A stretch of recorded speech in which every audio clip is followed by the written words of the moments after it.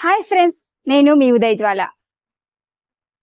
Last videos లో ఏదో మాట్లాడేసింది ఏదేదో అనుకుంటున్నారా? పర్వాలేదు, ఏదో చాలా కామెంట్స్ వచ్చినాయి. నాకు కామెంట్స్ లో మంచిగా కామెంట్ చేసినారు, ఇంకా తర్వాత ఏదేదో కామెంట్ చేస్తున్నారు.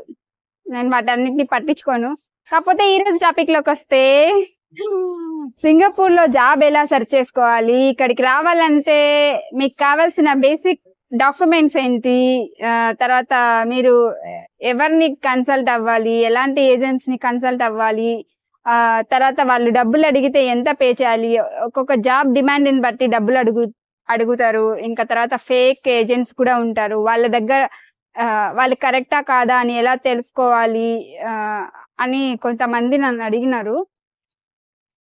యాక్చువల్ గా సింగపూర్ కి రావాలంటే మీరు ప్రాసెస్ అంతా ఆన్లైన్ లోనే జరిగిపోతుంది, ఫాస్ట్ గా జరిగిపోతుంది అనమాట. కొంతమంది గవర్నమెంట్ రిజిస్టర్డ్ ఏజెంట్స్ ఉంటారు.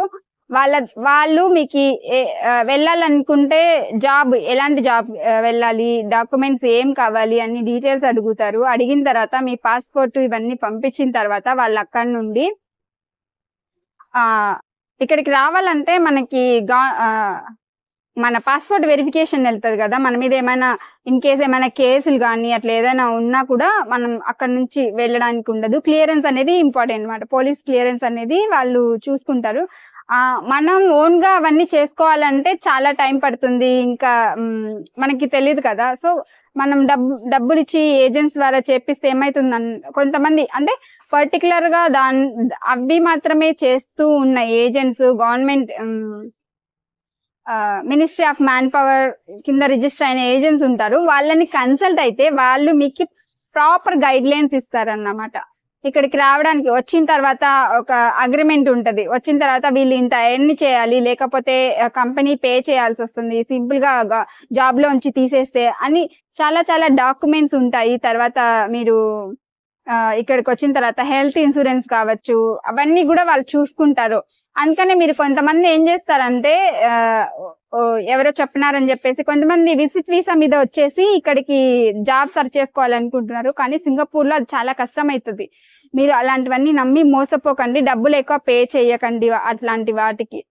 మీరు ఇంకా కొంతమంది ఏజెంట్స్ ఉంటారు, వాళ్ళు ఏం చేస్తారంటే మీ డాక్యుమెంట్స్ అన్ని తీసుకొని వీసా వచ్చింది, వీసా మేము తెప్పిస్తాము, ఇంత డబ్బులు కట్టండి, ఇంటర్వ్యూస్ అటెండ్ చేసి అంతా అయిన తర్వాత ఏమవుతుందంటే మీరు వీసా వచ్చింది డబ్బులు కట్టండి అంటారు కదా. ఒక 50,000 ఏమో ఫస్ట్ బేసిక్ ఛార్జెస్ చేసి తీసుకుంటారు వాళ్ళు. తీసుకున్న తర్వాత ఆ తర్వాత మీరు అప్లికేషన్ ఫామ్ ఉంటది కదా, అప్లికేషన్ ఫామ్ నెంబర్, వీసా అవన్నీ ఉంటాయి కదా, దాని మీద ఒక నెంబర్ ఉంటది. అది మీరు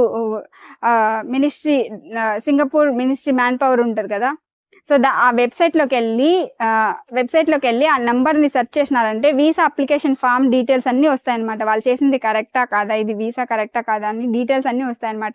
ఒకసారి మీరు అక్కడ మీ డీటెయిల్స్ వచ్చినాయి, కన్ఫర్మ్ అంటే వ్యాలిడిటీ ఎంత, ఎక్కడ మీ జాబ్ ఎక్కడ, ఏ ప్లేస్ లో సింగపూర్ లో, ఎవరు స్పాన్సర్ చేస్తున్నారు, ఇవన్నీ డీటెయిల్స్ వచ్చిన తర్వాత మీరు మిగతా అమౌంట్ వాళ్ళకి పే చేయాల్సి ఉంటుంది. ఇది బేసిక్ ప్రాసెస్ వాళ్ళు ఫాలో అయ్యేదన్నమాట.